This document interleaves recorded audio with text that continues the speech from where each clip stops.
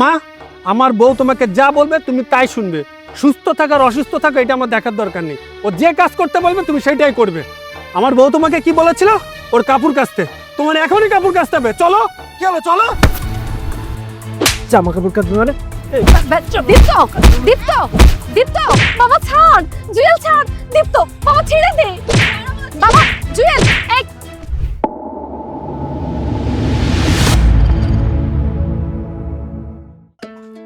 শ্রুতি, আমার তো বিশ্বাসই হচ্ছে না আমাদের বিয়ের 1 সপ্তাহ হয়ে গেছে, আমরা এক হয়ে গেছি। কেন বিশ্বাস না হওয়ার কি আছে? কারণ তোমার ভাইয়া তো আমাদের বিয়ে মেনেই নিচ্ছিল না। পরে যে আমাদের বিয়ে মেনে নিয়েছে এটা তো আমি ভাবতেই পারছি না। দেখো, আমি তো তোমাকে বলেছিলাম যে ভাইয়াকে যেভাবেই হোক বুঝিয়ে আমি তোমার সাথে বিয়ে করব। ভাইয়াকে আমি বুঝিয়েছি যে তোমাকে ছাড়া আমি অন্য কারো কাছে সুখী হতে পারবো না। তারপরে গিয়ে ভাইয়া বুঝতে পেরেছে, আর এই জন্যই আমাদের বিয়েটা দিয়েছে। দেখো শ্রুতি, আমি গরিব হতে পারি, কিন্তু আমি তোমাকে কথা দিচ্ছি আমি জীবনে কখনো তোমাকে কষ্ট দিব না। আমার দিলে রাজরানী বানিয়ে রাখবো তোমাকে। তাহলে লক্ষ্মীটি, তুমি থাকো, আমার অফিসে দেরি হয়ে যাচ্ছে, আমি এখন আসি।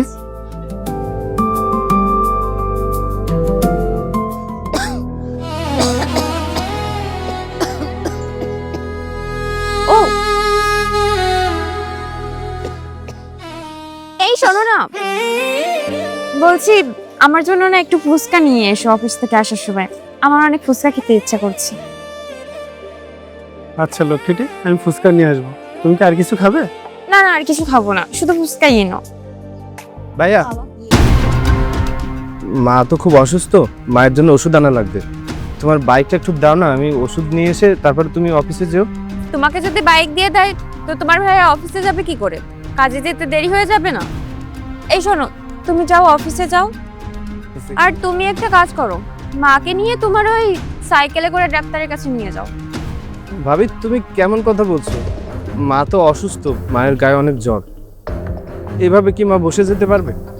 যদি বসতে না পারে তাহলে আমরা কি করব? আচ্ছা শোনো, তুমি অফিসে যাও, তোমার দেরি হয়ে যাচ্ছে। আচ্ছা ঠিক আছে, আমি বের হচ্ছি, তুমি সাবধানে থেকো।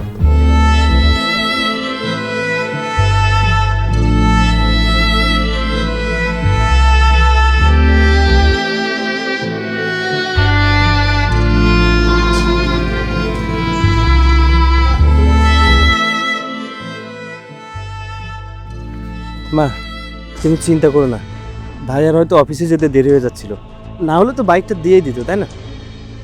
তুমি চিন্তা করো না, তুমি বসো, আমি তোমার জন্য ওষুধ নিয়ে আসছি। তুমি একটু বসো মা, আমি যাবো আর আসবো।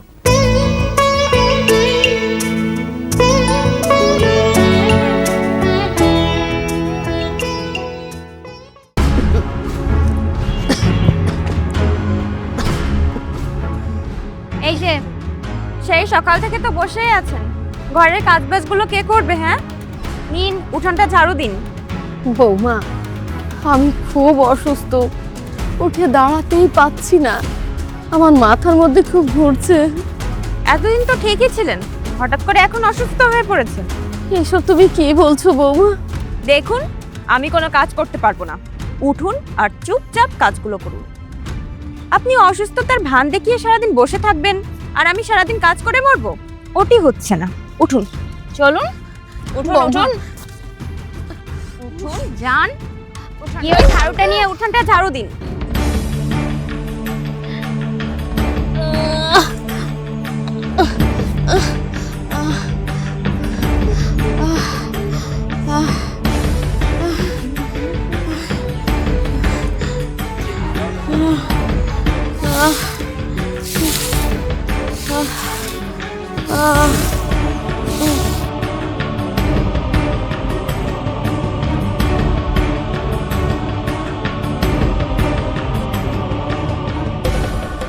তুমি কি খেয়েছো?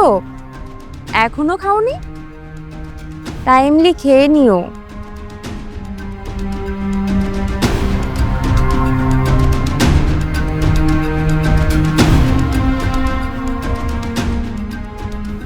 মা, কি হয়েছে তোমার? হ্যাঁ, জ্বরে তো গা একদম পুড়ে যাচ্ছে। তোমাকে এই অবস্থায় কাজ করতে গিয়ে বলেছে? বৌমা, আচ্ছা তুমি বসে।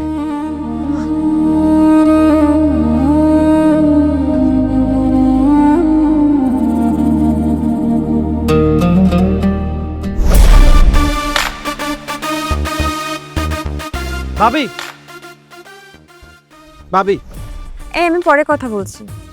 কি ব্যাপার, তুমি এত চিৎকার করছো কেন? আর এক মিনিট, তুমি আমার সঙ্গে এত উঁচু গলায় কেন কথা বলছো? শোনো, তোমাকে একটা কথা আমি পরিষ্কার করে বলে দিচ্ছি, তুমি আমার সাথে কখনো উঁচু গলায় কথা বলবে না। I don't like it. ভাবি, তুমি মাকে কাজ করতে বলেছো? হ্যাঁ বলেছি তো, কি হয়েছে? তুমি কেমন মানুষ বলো তো? মায়ের সারা শরীরে জ্বর, জ্বরে গা পুড়ে যাচ্ছে, তারপরে তুমি তাকে কাজ করতে বলেছো?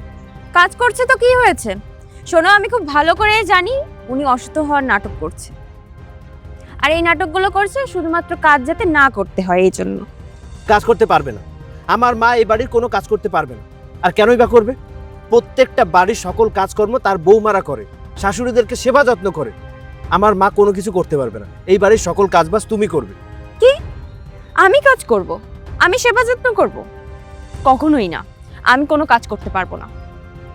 কাজ যদি করতে হয় ওই বুড়ি করুক, এমনিতেও তো বয়স হয়েছে, কদিন পর তো মরেই যাবে, তাহলে বুড়ি কাজ করে মরুক, সমস্যা কি? ভাবি, অনেক বলেছো, এবার থামো। আমি সবকিছু সহ্য করতে পারি, কিন্তু আমার মাকে নিয়ে এই ধরনের কথা বললে আমি সহ্য করতে পারি না। আজকে তোমাকে কিছু বললাম না, কিন্তু এর পরেও যদি এমন কথা বলো না, খারাপ হয়ে যাবে।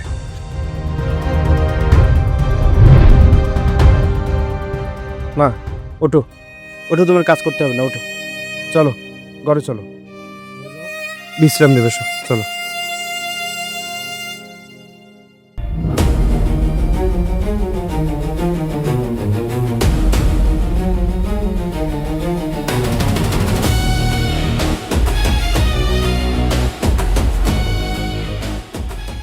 কি ব্যাপার শ্রুতি, তুমি এইখানে দাঁড়িয়ে আছো কেন?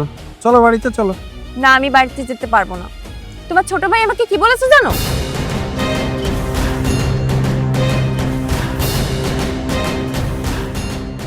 আমার গায়ে হাত পর্যন্ত তুলতে গিয়েছে। তুমি বুঝতে পারছো বিষয়টা? আচ্ছা ঠিক আছে, তুমি চিন্তা করো না, চলো বাড়িতে চলো, আমি দেখছি বিষয়টা, চলো।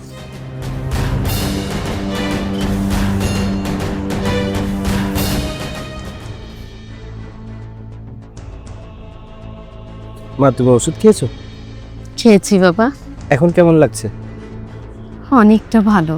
তুমি চিন্তা করো না, তুমি একদম সুস্থ হয়ে যাবে। দীপ্ত, তুই নাকি তোর ভাবির সাথে খারাপ ব্যবহার করেছিস, তার গায়ে নাকি হাত তুলতে গিয়েছিলি? ভাইয়া, মায়ের শরীর খুব অসুস্থ ছিল, উঠে বসতে পর্যন্ত পারছিল না, আর ভাবি তাকে দিয়ে কাজ করানোর জন্য তাকে ধাক্কা পর্যন্ত দিয়েছিল। আমি তার সাথে কথা বলতে যাই, সে আমাকে মাকে নিয়ে উল্টাপাল্টা কথা বলে। আর তুমি তো জানো, মাকে নিয়ে উল্টাপাল্টা কথা বললে আমি সহ্য করতে পারি না। সহ্য কর, এখন থেকে তোর সহ্য করে অভ্যাস করতে হবে। না, আমি সহ্য করতে পারবো না। মাকে নিয়ে কেউ উল্টাপাল্টা কথা বললে আমি সহ্য করতে পারবো না, আর করবোও না। শোন, আর কেউ যদি আমার বোর সাথে খারাপ ব্যবহার করে, আমিও সেটা মেনে নিব না। আজকে থেকে তোর ভাবির সাথে ভালো ব্যবহার করবি। চলো। দেখেছিস বাবা, তোর ভাই কেমন পরিবর্তন হয়ে গেছে। বিয়ের পর আমাদের কথা ভাবেই না, বউ ছাড়া ও কিছুই বোঝে না। মা, তুমি চিন্তা করো না, ভাইয়া বিয়ের পর একদম পাল্টে গেছে। এখন তার বউ যা বলবে সে তাই শুনবে। আমি আছি তো, আমি তোমাকে দেখে রাখবো, তুমি মন খারাপ করো না।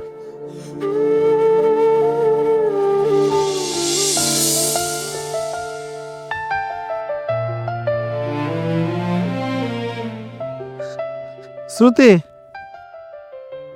আমি অফিসে যাচ্ছি, কোনো চিন্তা করো না, নিজের দিক খেয়াল রেখো। শোনো, কোনো কাজ করবে না, ওয়েদার কিন্তু ভালো না, অসুস্থ হয়ে পড়বে। আচ্ছা ঠিক আছে, তুমি সাবধানে অফিসে যাও। আচ্ছা ঠিক আছে।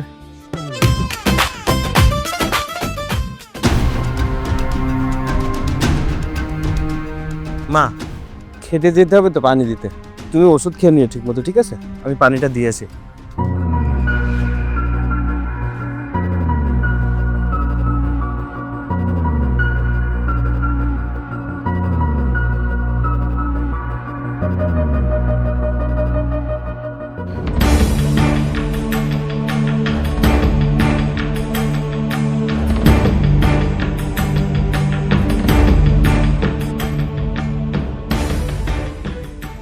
আরে, ফোন আনতে ভুলে গেছি।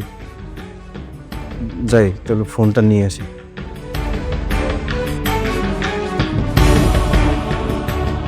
দেখো বৌমা, আমি এতটা সুস্থ হইনি যে ঘরের কাজ করব। দেখ বুড়ি, এই অসুস্থ হওয়ার নাটক বন্ধ কর আর গিয়ে আমার কাপড়গুলো কেচে দে। কি হলো? ওঠ বলছি, ওঠ। বৌমা, বৌমা আমার শরীর ভাবি! ভালো। এগুলো কি? তুমি মায়ের সাথে জোরাজোরি কেন করছো? করেছি, বেশ করেছি। বুড়িটা শুধু কাজের কথা শুনলে বাহানা দেয়। তোর এত বড় সাহস, তুই আমাকে থাপ্পড় মারলি? হ্যাঁ মারলাম, মেরেছি, বেশ করেছি। দরকার হলে আরো মারবো।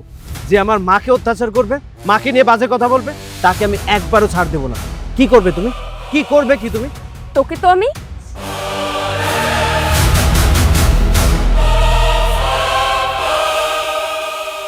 মা, তুমি ঠিক আছে তো? বাবা, এখন কি হবে? হ্যালো, তুমি কোথায়?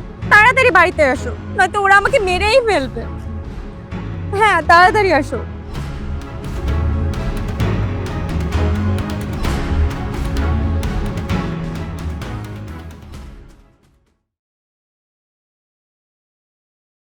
দীপ্ত, হাই দীপ্ত, দীপ্ত, দীপ্ত। কি হয়েছে? বেয়াদব, তুই আমার বউয়ের গায়ে হাত তুলেছিস। মেরেছি, বেশ করেছি। মারবো ছাড়া কি করব? আমার মায়ের সাথে কেউ উঁচু গলায় কথা বললে, আমার মায়ের সাথে কেউ খারাপ ব্যবহার করলে আমি তাকে মারবো, সে হোক ভাবি অথবা তুমি। মানুষ আমাকে যাই বলে বলুক, আমার তাতে কিছু যায় আসে না। ভাইয়া, তুমি ভাবিকে বিয়ে করার পর থেকে কেমন জানি বদলে গেছো। মায়ের কাছে একবারও জিজ্ঞেস করেছো মা তুমি কেমন আছো, তুমি খেয়েছো কিনা? তুমি একবারও জিজ্ঞেস করোনি। তুমি সব দায়িত্ব কর্তব্য সবকিছু ভুলে গেলে কিভাবে? হ্যাঁ হ্যাঁ, আমি মানছি একজন স্বামীর তার স্ত্রীর কথা শুনে চলা উচিত, কিন্তু তার মানে এই না যে তার পরিবারকে ভুলে যাওয়া উচিত। শোন, আমার যা খুশি আমি তাই করবো। আমার সব থেকে আপন আমার বউ। আমি আমার বউ ছাড়া কিছু চিনিও না, কিছু বুঝিও না। আমার কাছে সব থেকে গুরুত্বপূর্ণ আমার বউ। মা, আমার বউ তোমাকে যা বলবে তুমি তাই শুনবে। সুস্থ থাকার অসুস্থ থাকা এটা আমার দেখার দরকার নেই। ও যে কাজ করতে বলবে তুমি সেটাই করবে। আমার বউ তোমাকে কি বলেছিল? ওর কাপড় কাচতে। তোমার এখনই কাপড় কাচতে হবে। চলো, কি হলো, চলো। জামা কাপড় কাচবে মানে? দীপ্ত, দীপ্ত, দীপ্ত, বাবা ছাড়, জুয়েল ছাড়, দীপ্ত, বাবা ছেড়ে দে। বাবা, জুয়েল, এই ছাড় বলছি আমার স্বামীকে ছেড়ে দে। থাম থাম থাম, চলো এখান থেকে, নয়তো তোমাকে মেরেই ফেলবে। চলো তাড়াতাড়ি।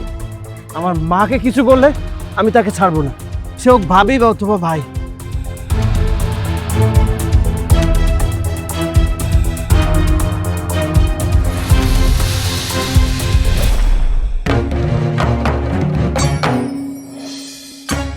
ভাইয়া, ভাইয়া। তোরা হঠাৎ? হ্যাঁ আমরা। কি হয়েছে? ভাইয়া, তুমি জানো কি হয়েছে? ওই দীপ্ত, দেখো তোমার জামাইকে কিভাবে মেরেছেন। আমাকে অপমান করে তাড়িয়ে দিয়েছে বাড়ি থেকে।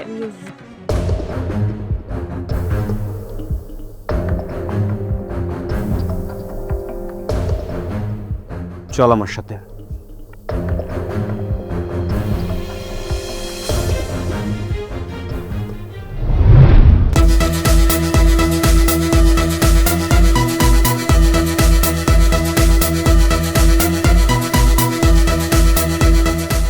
আমার তাহলে আমি জমিতে সেচ দেওয়া বাকি আছে, দিয়ে আসি।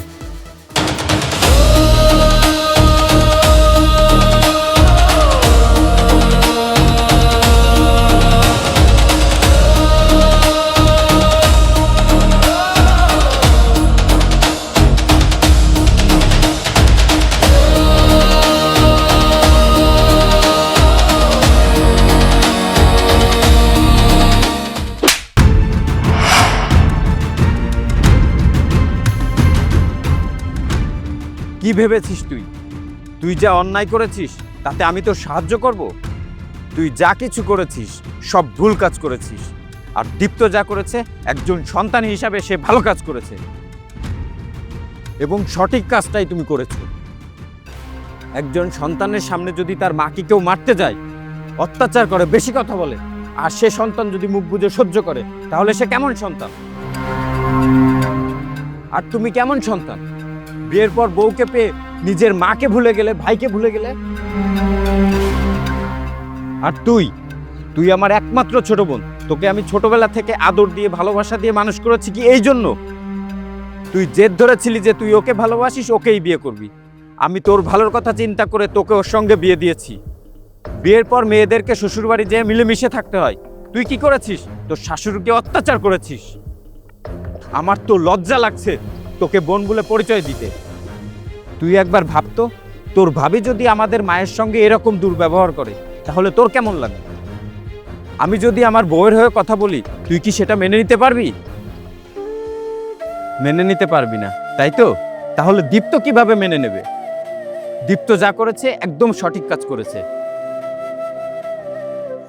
ভাই, তুমি একজন সন্তান হিসাবে যেটা করেছো একদম ঠিক কাজ করেছো। আর আন্টি, আমি আপনার কাছে হাত জোর করে আমার বোনের হয়ে আমি ক্ষমা চাচ্ছি। আমার বোন না হয় পরের সন্তান, কিন্তু আপনার বড় ছেলে, ও তো আপনার নিজের সন্তান। নিজের সন্তান হয়ে কি মায়ের কষ্টটা একবার বুঝতে পারেনি? আপনি একটা কাজ করুন, আপনার এই সন্তানকে সকল সম্পত্তি থেকে বঞ্চিত করে দিন। সন্তান যদি মা বাবার কদর না করতে পারে তাহলে সে কিসের সন্তান? মা, মা তুমি আমাকে মাফ করে দাও। আমার জায়গা জমি কিছুই লাগবে না, শুধু তোমাকে লাগবে মা। আমাকে মাফ করে দাও মা।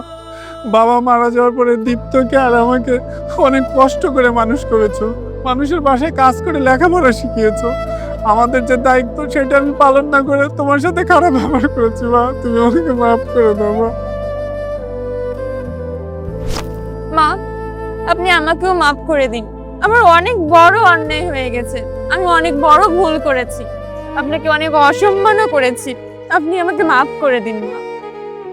আমি আর কখনো এরকম কিছু করব না যেটাতে আপনার অসম্মান হয়। আমি সবসময় পরিবারের খেয়াল রাখবো। আপনি আমাকে একটা সুযোগ দিন মা। ওঠো মা, তোমরা যে তোমাদের ভুলটা বুঝতে পেরেছো এটাই যথেষ্ট। আর মাপ চাইতে হবে না মা।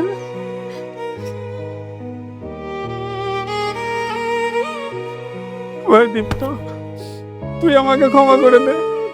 আমি তোর সাথে অনেক খারাপ ব্যবহার করেছি।